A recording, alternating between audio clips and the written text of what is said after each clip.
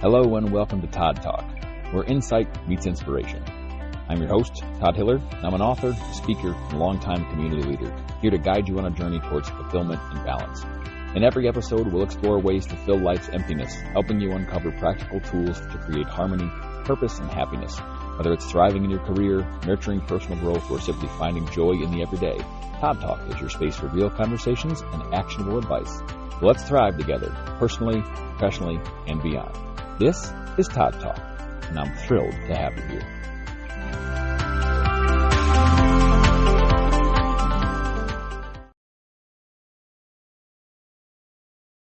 Hello, and welcome back to Todd Talk. Thank you so much for being here today. I appreciate your time and your listening. Today we're going to talk about boundaries, and more importantly, we're going to talk about how the lack of boundaries can bring you to a really difficult place where you're unable to say no to a lot of things, and you end up feeling pretty bad about yourself for really no reason at all. I've said before that kindness without boundaries leads to severe burnout and unrealistic expectation. I want to talk about what that means for a second. If you don't set boundaries for someone, they will ask you for things, and they will keep asking as long as you say yes. And until you say no and set the boundary or the expectation that you can't do something, they will just keep asking. And they really have no reason to stop. It's not up to them to set a boundary for you for something you don't want to do or you can't find the time to do. If you continually say yes and never ever give them a reason to think otherwise, then why would they set a boundary? It's not being malicious. It's not being mean. It's not being, narcissistic or terrible on their part. It just means that they don't have any reason to think that you don't have capacity or interest in doing what they want you to do.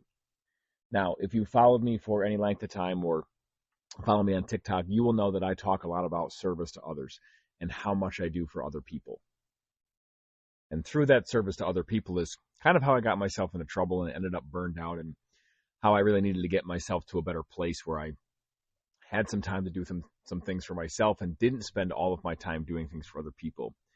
But the way I got there wasn't because people were abusing me and having, a real good time with making me feel overworked and overcommitted. It was because I didn't have a boundary set up to say no to people. And that created the expectation that no matter who asked me for something in the community, or whether it was to coach a sports team for one of my kids, or to sit on another town board or another town committee, or volunteer my time for another event or community, involvement project, I never said no. I would just keep raising my right hand and say, sure, I'll do it. Yes, I can help. I have the capacity. No problem. I got it. I got you. You can rely on me. And so there was no boundary set up to let people know that I really didn't have the interest in some instances, or that I didn't have the time in other instances, or really in some cases, I really just didn't want to do it. So you have to set up those type of boundaries. You have to let people know what you can and cannot handle, and also what you do and do not want to do. If you keep giving in to things you don't want to do, and you just say, sure, I'll do it, but you don't really want to, that will automatically bring you to a place of resentment. You'll end up hating it even before you start. Now, there are some things that you kind of do out of the goodness of your heart that maybe we're not crazy about, but those things usually are small in nature. Those can be little and kind of surface level.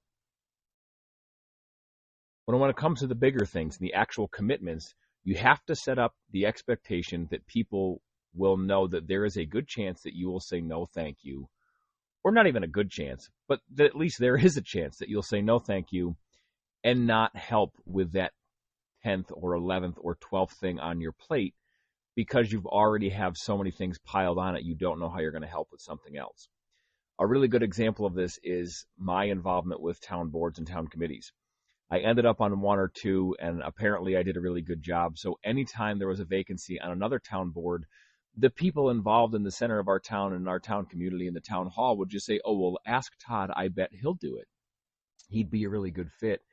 And they started getting a little sales pitchy with some things because they knew how busy I was. So they would always tee it up with, oh, it's not that much time, or it's not that big of a commitment, or it's only a few meetings a year, or it's only once a month, or whatever it was.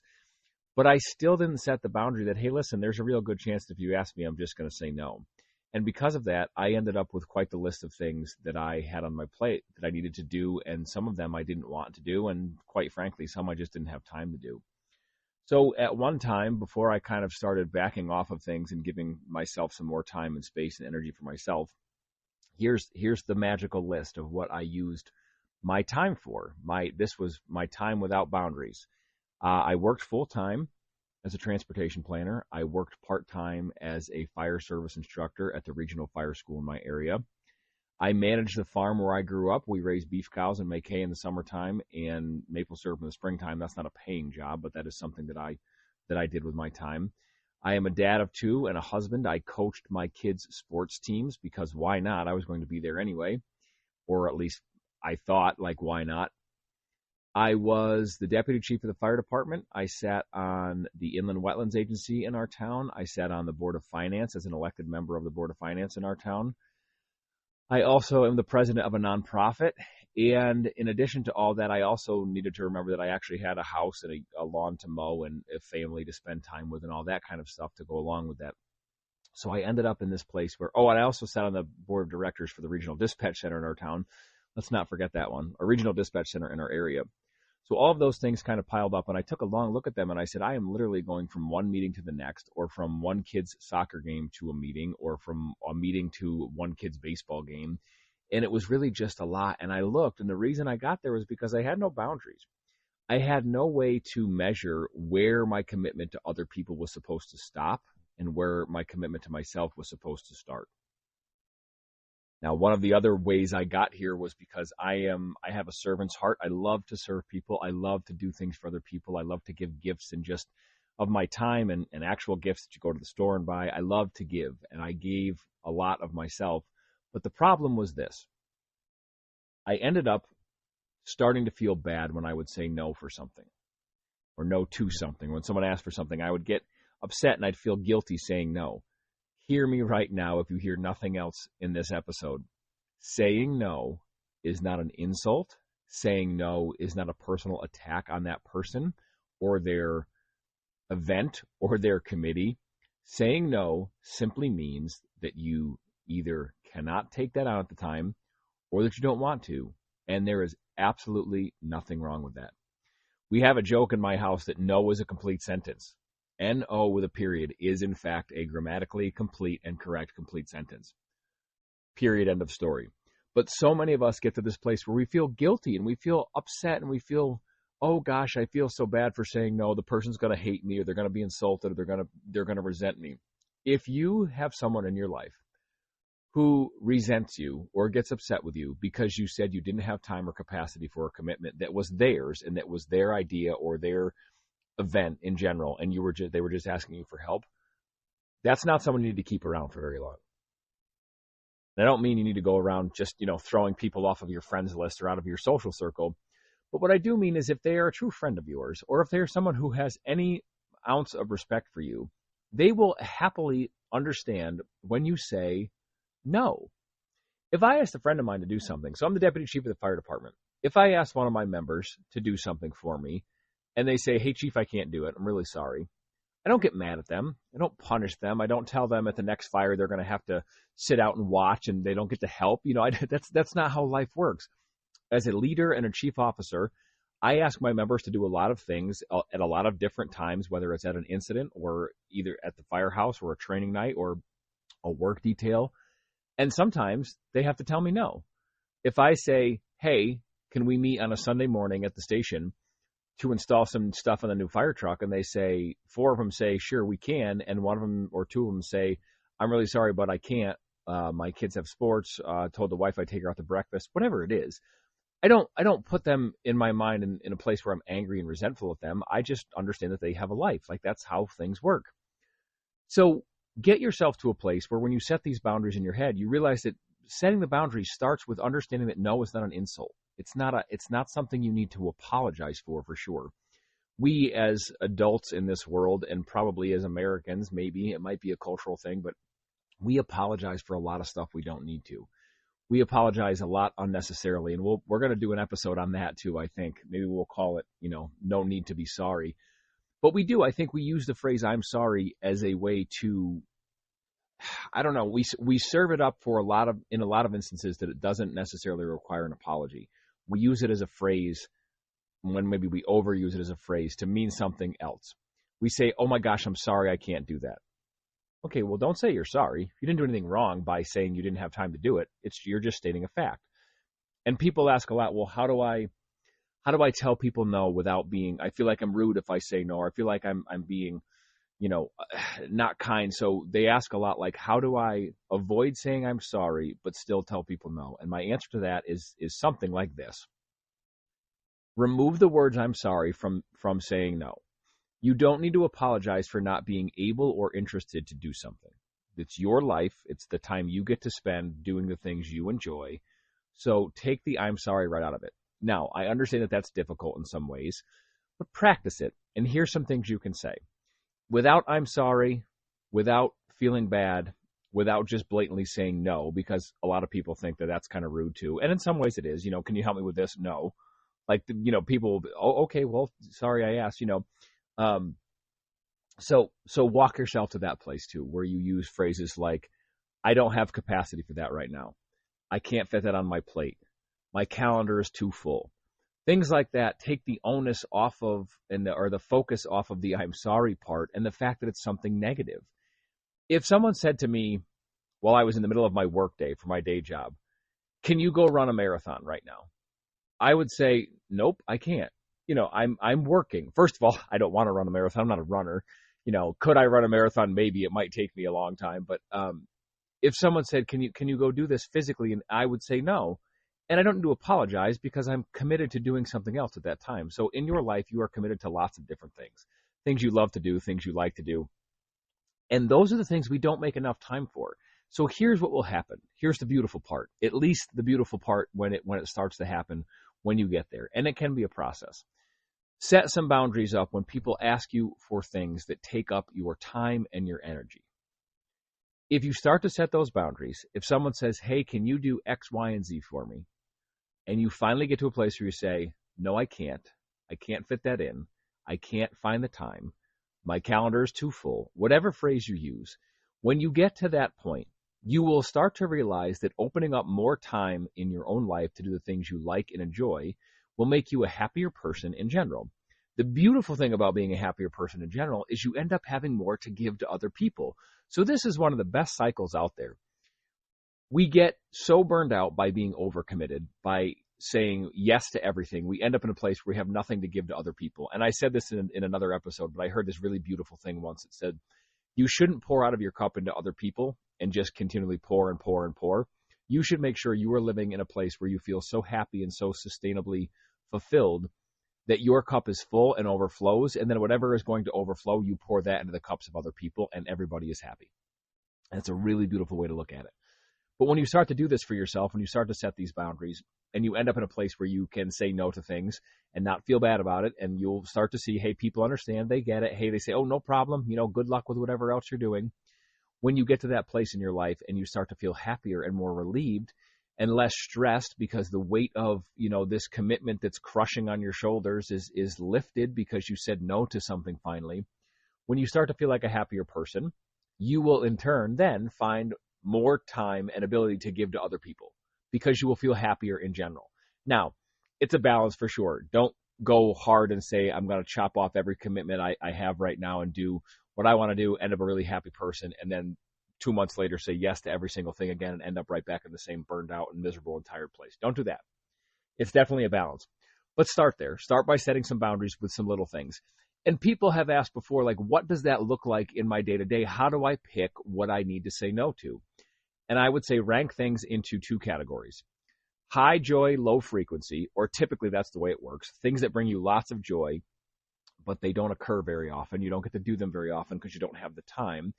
And then low joy, high frequency. The things that you say you do a lot or are always doing, but they don't really bring you a lot of joy. Now, please hear me when I say this. There are things we have to do that probably don't bring us a whole bunch of joy. We have to work, most of us. Okay, we have to sustain and pay our bills and all that kind of stuff. And if you have kids, you can't just say, hey, kids, I'm going on hiatus for 2 weeks. Fend for yourselves, especially if they're little.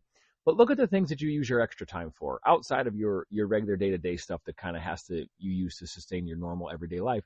Look at the other things. The yeses you say to helping with events or planning parties or going to meetings or going to social events. If you are someone who really, really, really loves planning events, awesome. And that brings you joy, very cool. You can spend some time doing that. But if you dread every time someone asks you to help with an event because you really just don't like them, community events or town events or even personal events like birthday parties or weddings really aren't your jam, don't say yes to them. Start saying, hey, don't have the capacity right now. Calendar's super full, maybe another time. And let those things kind of wander off your plate. Because you will find, I think, at least I have found this in my experience, that when you really look at the things you're doing, you can take much more manageable pieces or much more manageable sized bites of the things that you like and still have time to do the other things that you kind of need to do. If you make zero time for yourself, you will always be bitter and angry and feel burned out. If you love going for a drive, if you love going for walks, if you love to hike, ski, go kayaking, whatever it is, whatever brings you joy, if you make zero time for that, you will get to a point where you think that you're trading one for the other. Oh, I have to go to this silly event. I hate it because I could be kayaking, or I could be walking or hiking, or I could be, out at a wine tasting, but instead I'm here helping my friend with their, foolish Christmas tree sale on a weekend, whatever it is.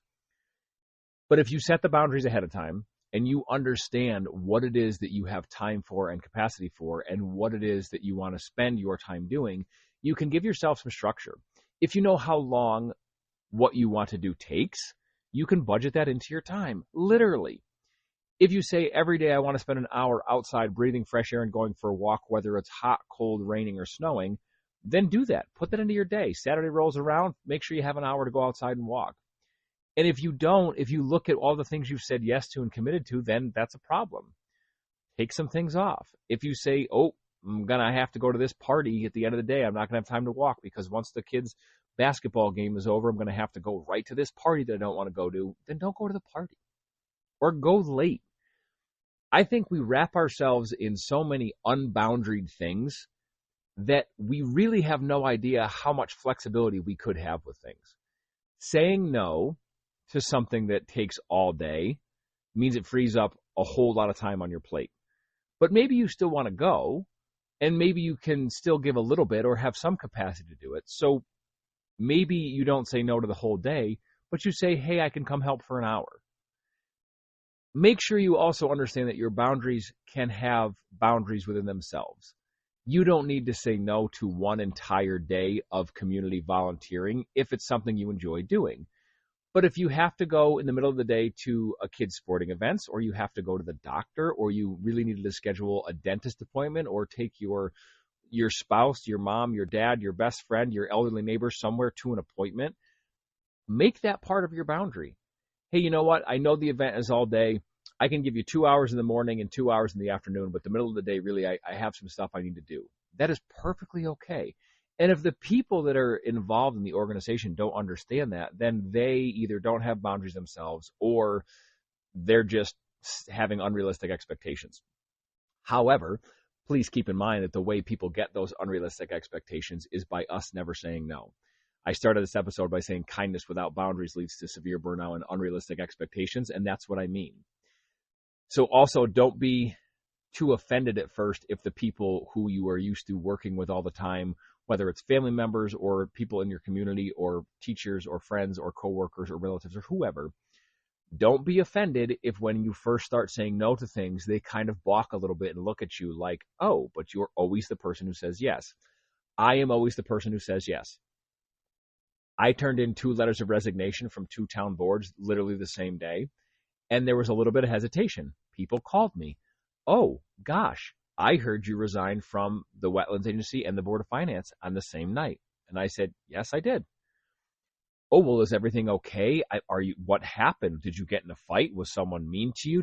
There was all these questions, and it's not. And at first I was like, why do people care so much? Like, why can't I just resign from something without it being this big of a deal? Like, I'm not the mayor or the president, just a person.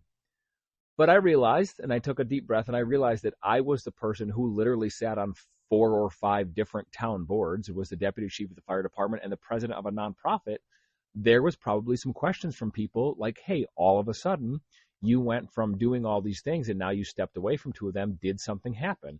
And it was because they were being mean or condescending, or they were trying to, convince me to get back on the board. It wasn't that at all. They were just checking in with me to make sure everything was okay. So I just very simply told them I was too busy. My calendar was too full. I was finding very little time to do the things I actually want to do. I was running from meeting to meeting and missing out on kids' sporting events, and I don't want to do that anymore. There are other people who live in town that can certainly take up my spot on the boards, and they'll do a fantastic job. And that's something that I had to walk through with them kind of slowly.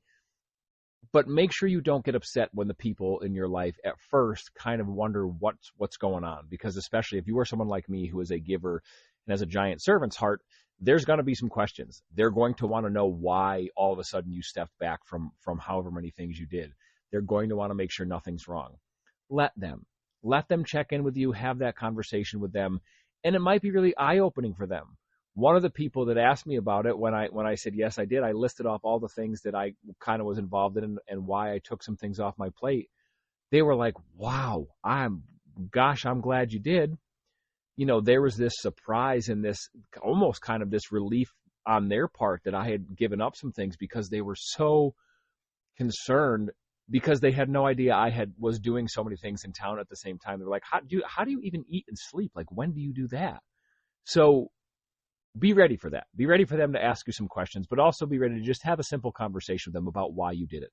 Again, it's usually not coming from a place of malintent. They just want to know and make sure you're okay.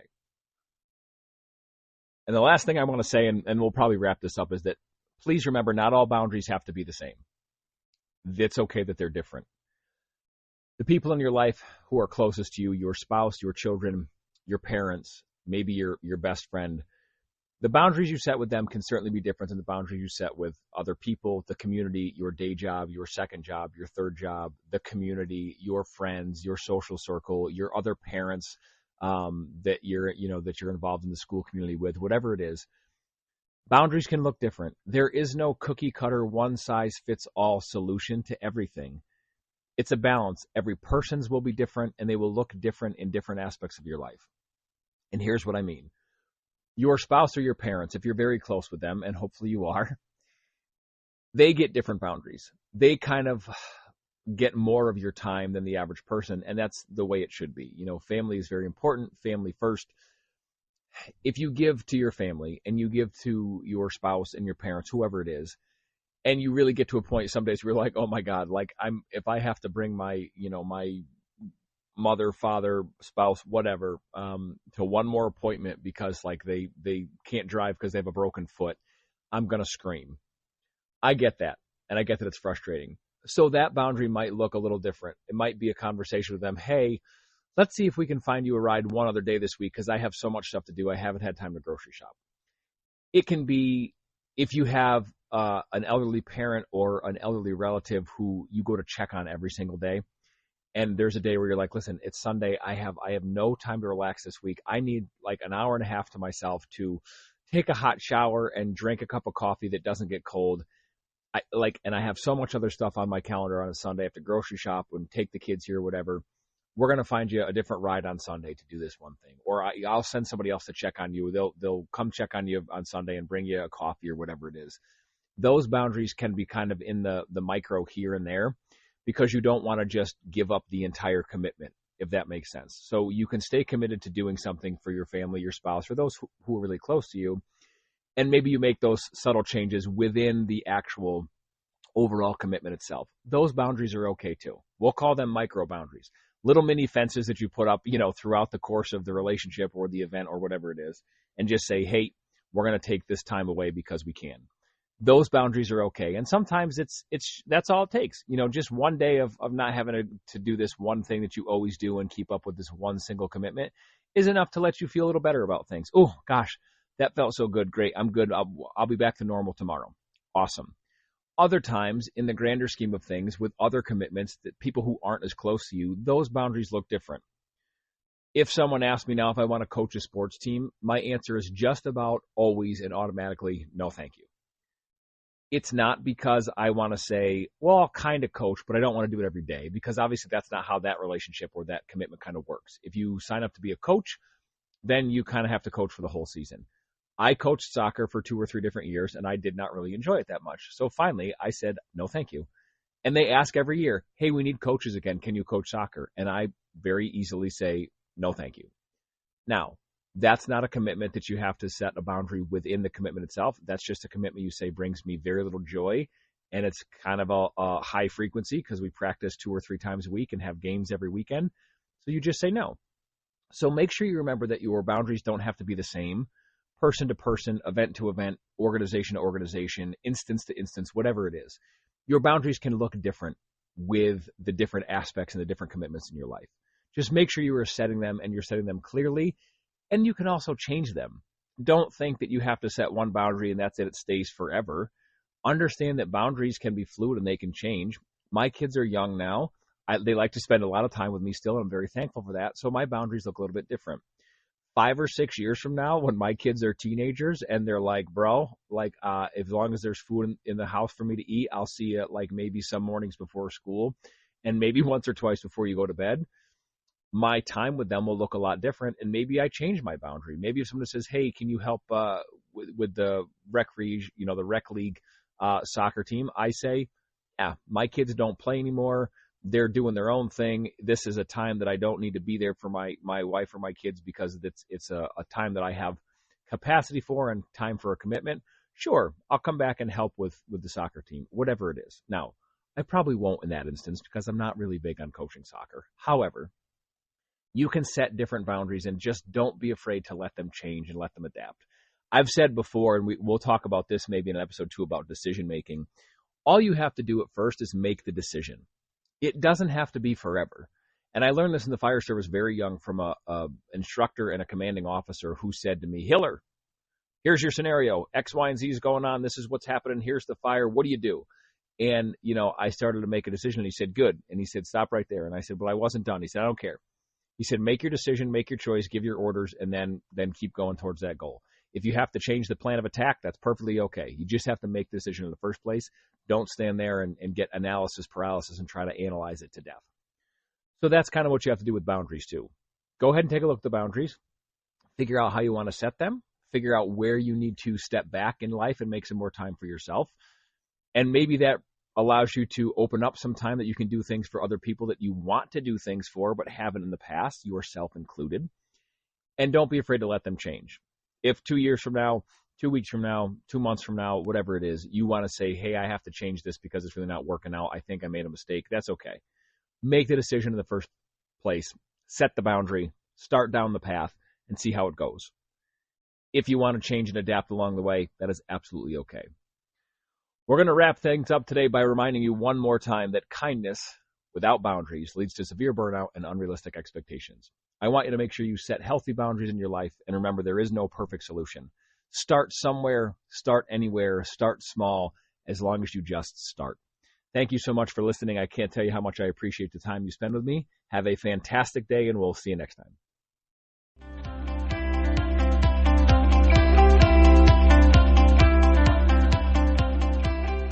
Thanks for tuning in to Todd Talk. If you've liked what you've heard, please go ahead and subscribe and follow along so you don't miss any updates or new episodes. Thanks very much, and enjoy the rest of your day.